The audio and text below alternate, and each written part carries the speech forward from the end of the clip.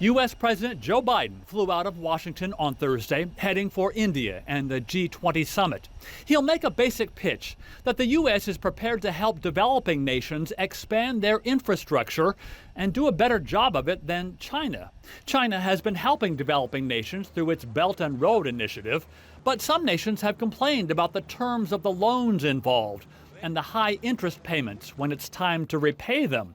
The U.S. calls China's initiative coercive and unsustainable. So Washington is proposing an alternative lending mechanism by leaning on the World Bank and the International Monetary Fund with an increase in lending power by about $200 billion. That's what countries, for example, in Africa has been saying. You don't want us to take on the Chinese loans. Well, give us an alternative. Biden said he hoped Chinese President Xi Jinping would attend the summit, but it appears he won't, sending instead the Chinese premier in his place.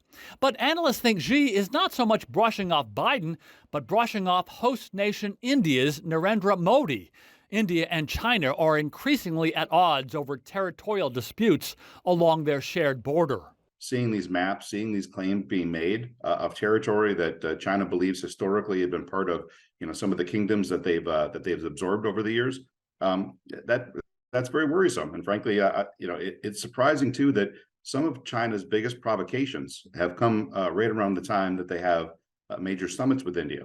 Vladimir Putin also won't attend the summit, so there will be pressure on Modi to agree to tougher sanctions on Russia and more support for Ukraine.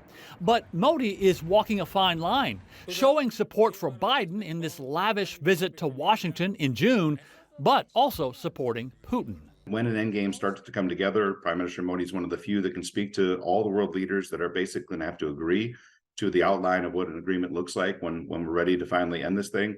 But I think India is still going to want to maintain a decent relationship with Moscow, and let's hope that helps us all. On the climate crisis, the U.S. will have a tough time convincing the other nations to phase out their use of fossil fuels. But without Vladimir Putin or Xi Jinping in attendance, that'll give President Biden a lot more sway. Andy Roesgen, TRT World, Washington.